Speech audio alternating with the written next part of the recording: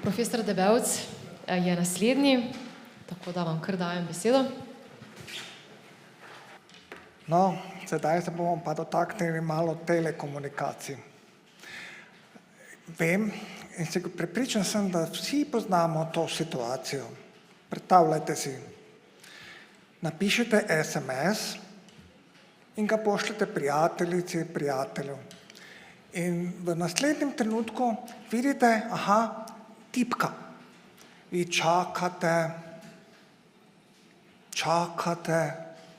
pa spet čakate, SMS-a nikoder. In kar naenkrat, ko ste že skoraj odložili telefon, dobite SMS in to take dolžine. Kaj lahko rečemo iz te situacije? Super bi bilo, če bi lahko videli sproti, kaj piše. Se strinjate? No? In tu je bila naša naloga, ena od najpomembnejših nalog, ki jih tudi želi in zahteva po eni strani tudi Evropska komisija. In naša naloga ECI skupine, to se pravi skupine za standardizacijo, je bila pripraviti standard, ki omogoča takšno sprotno komunikacijo in to za čisto vse. No pa poglejmo si, kje so te osnove. Kot sem že uvodoma povedal, imamo mi Evropski akt o dostopnosti in ta Evropski akt o dostopnosti določa med drugim tudi tako imenovano total conversation oziroma storitev celotnega pogovora, kakor so prevedli v Sloveniji v zakonu. To pomeni, da to se pravi, ponudniki morajo ponuditi takšno storitev celotnega pogovora. Kaj to pomeni v praksi? Torej, če pogledamo, gre za 3 modalnosti. Tekst v živo, to se pravi, da tipkamo in takoj vidimo besedilo, potem, da imamo video, ki je pomemben za znakovni jezik in za opazovanje iz ustnic, to se pravi, tisti, ki smo naglušni, moramo opazovati iz ustnic, ker nam je lažje, poleg, ker ne slišimo čisto vsega. Potem pa seveda čisti zvok, kvaliteten zvok, kar pomeni, ker če je zvok hripav ali hreščav, potem ne moremo razumeti. In to je ena od tistih zadev, ki jih zahteva Evropska komisija, da se to izboljša in tudi ustrezno uredi. No, kaj tukaj pomeni? Imamo 3 različne modalnosti in uporabniki, torej invalidi in tudi starejši ali pa kdorkoli, lahko izberejo tisto modalnost, ki jim najbolj ustreza in potem z njo komunicirajo. No, pa poglejmo si, kaj v živo pomeni real-time tekst. Pozorni bodite, prosim, na to, skrajna desna, črka po črko. Mestna kolona so besede. Prva kolona, vidite, ni nič, ampak bo se pojavila. To je tisto, kaj je klasični tekst, ki ga uporabljamo danes. Malo še počakajmo, da vidite na prvi koloni, ko se bo pojavil potem celotno besedilo. Tako, vidite. To se pravi, med tem časom smo mi že lahko pregledali besedilo in tudi lahko že takoj odgovorimo. Ne rabimo čakati. To je to ravno tisto, kaj je pomembno. Seveda, obstajajo pa tudi zadržki, naprimer. Ja, kaj pa če moram najprej pregledati besedilo, preden pošljem. Kaj pa če kaj takega napišem narobe? No, to je tisto, kaj mi lahko izberemo, ali imamo real-time tekst ali pa klasični. Tudi to možnost smo upoštevali v okviru. No, pa si poglejmo v živo situacijo, kako lahko gluhoslepi komunicira z gluhim, ki uporablja znakovni jezik.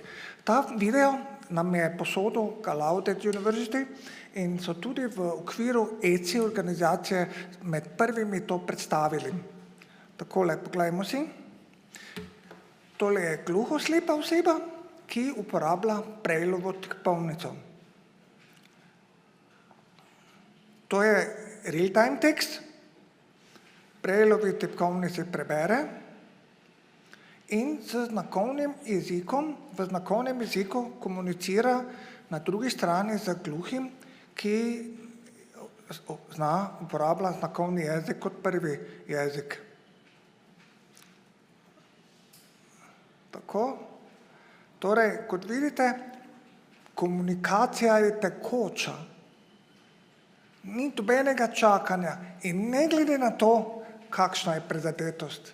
Celo gluhoslepi na ta način lahkotno komunicirajo. In to je tudi namen bil našega dela. To naše delo v okviru ECI je bil torej pripraviti standard, ki bo določal pravila in določal tudi načine komunikacije v okviru Total Conversation. To je standard zdaj. No, pa poglejmo, kaj smo določili v okviru tega standarda. Minimalne zahteve. To so 20 okvirov na sekundo. To pomeni, da morajo biti kretnje dovolj zvezne, da se vse vidi. Potem dovolj velika velikost. No, danes imamo že HD pa Ultra HD kvaliteto, večinoma. Tako da ta zahteva je že kar tukaj že zdaj na voljo. Ampak najbolj pomembna od vseh teh je pa, da ne sme zvok prehitevati pred videom ali pa da je zakasnjen. Zakaj? Ker predstavljate si, tudi slišeči imajo veliko težavo, če slišijo najprej zvok, potem pa vidijo ustnice. Naglušni nemogoče, na primer. Potem tudi dovolj velik frekvenčni pas, da pokrije celotni frekvenčni pas govora. Ni treba, da gremo do 20.000 hercev. Tudi vi, slišeči, ne slišite več teh 20.000 hercev. Samo majhni otroci imajo to sposobnost, pa tudi odrasli, pa samo nekateri. No, in pa za real-time tekst mora biti manj kot sekundo. Torej, zamika. Pod to hitrost mora biti. Ok, da pa še nekaj malega o klicnem centru. S ponosom lahko rečem, da Slovenija že premore klicni center. Kar pomeni, da gluha oseba, ki uporablja znakovni jezik, pokliče klicni center v Sloveniji in ga poveže z urgentnim centrom. In to je namen. In ta aplikacija, o kateri mi zdaj govorimo, bo potem tudi standardna aplikacija v takih urgentnih centrih. To je ravno namen. Druga varianta pa je, da pošljemo namesto znakovnega jezika, da se vmes tipkalec, da imamo tipkalc vmes, ne tolmača znakovnega jezika, ampak tipkalca, ki pošilja tipke. Tretja varianta pa je, da imamo avtomatsko podnaslavljanje. To pa je zdaj v povojih in opažam in tudi vesel sem, da v Sloveniji že imamo tudi produkte med prvimi v svetovnem pomenu, ki zelo dobro podnaslavlja. To je vse še v povojih, so seveda še tukaj napake vmes, ampak prvi vtisi so odlični. Tako da pričakujem in vesel sem, da bo to šlo naprej v tem smeri. No, to so to. Zdaj pa si poglejmo, kaj je pomembno. Integracija z temi našimi podpornimi tehnologijami. Mi, ki imamo slušne aparate, potrebujemo slušne zanke. Ali pa zdaj v zadnjem času Auracast. To je tale Bluetooth tehnologija, Bluetooth Low Energy audio tehnologija, ki pa ni namenjena samo naglušnim ali pa gluhim, ampak tudi slišečim, ker lahko imamo slušalke in poslušamo iz enega vira na več različnih slušalk. In te slušalke se lahko nadomestijo potem tudi z slušno zanko, naprimer. Seveda pa to, kar ste videli, bralnik zaslona ali pa Braillova tipkovnica in pa seveda še vse druge komunikacijske naprave. Tehnologija, to pa je najpomembnejše. Tu mora biti aplikacija zasnovana in delati mora tako, da ne glede na to, v katerem tipu omrežja smo, na enak način komuniciramo. Torej, ne samo na tip tehnologije, ampak tudi celo med državami. To se pravi, če bom jaz v Bruslju, bom jaz poklical urgentni center v Slovenijo. To mora biti neproblematično. To je tisti pogoj, ki ga zahtevamo v okviru tega standarda, ki smo ga pripravili. No, kateri scenarij? Najpomembnejše je tukaj seveda urgenca.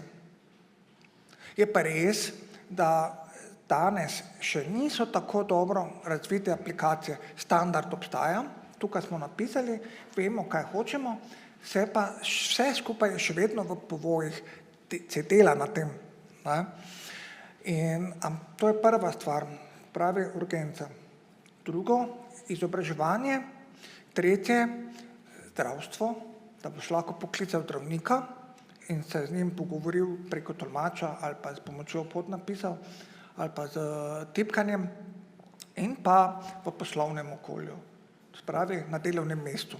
To so ti tipični scenariji, v katerih je treba uporabiti takšno aplikacijo. No, na koncu, tukaj imate povezavo na naš standard, ki smo ga pripravili in na voljo, to mi je ponos, da ste vi na tej konferenci prvi v svetovnem merilu, ki dobi informacijo o tem standardu. Torej, prej smo ves čas govorili in predstavljali standard v okviru ECI in ta konferenca tukaj je prva konferenca v svetovnem merilu, kjer predstavljamo to. To se pravi, mi smo dali ven to konec avgusta, danes smo pa sredi septembra in Slovenija je prva, ki ima to informacijo. Želim si, da bi aplikacija tudi bila čim prej izvedena, da bomo tudi prvi pri aplikacijah. Hvala lepa. Hvala. Vprašanja?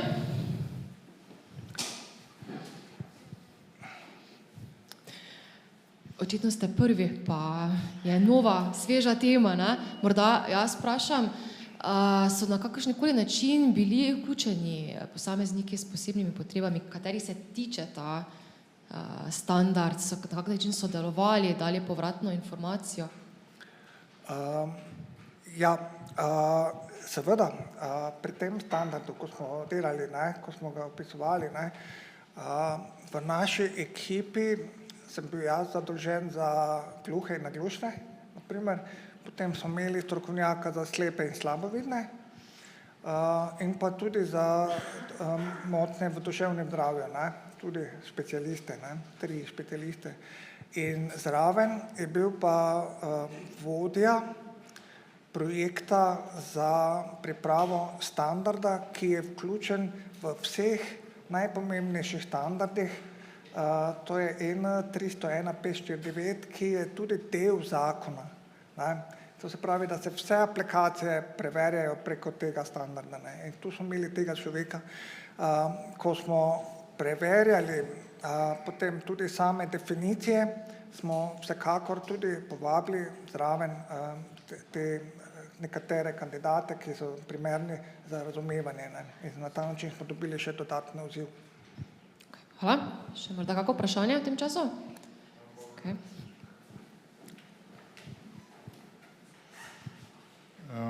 Moje vprašanje je bilo glede tistega SMS-a, kjer vidite točno, kaj nasprotna stran piše.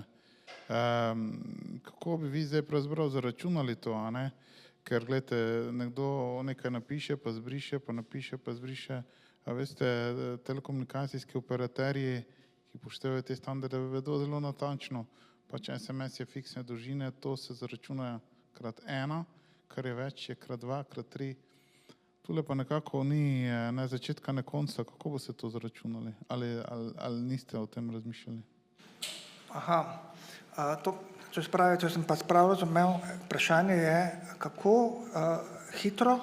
Glejte, jaz sem delal 10 let na Telekomu, če imate SMS, ko ga vi pošljete, to gre skozi sistem in se gre tudi skozi, bom rekel, billing in potem pač glede na to, pač kakšno naročniško razmerje imate, se to pač ustrezno obdela za to, da se na koncu naredi račun. A ne? In seveda, če napišete 3 SMS-e, je drugače, kot če napišete 5 ali 1 ali 100 ali kolikokoli. Vsak SMS ima pa limit, ne, v dolžini. To je ideja. Ne? Ta vaša dinamična zadeva pa nekako ne vidim limita. Vi čisto cel dan lahko pišete nekomu in brišete in kako boste zdaj to spravili v nek billing? No, to je v bistvu vprašanje za operaterje, ne, mislim, ne, v tem smislu, ne, če tako gledam, ne.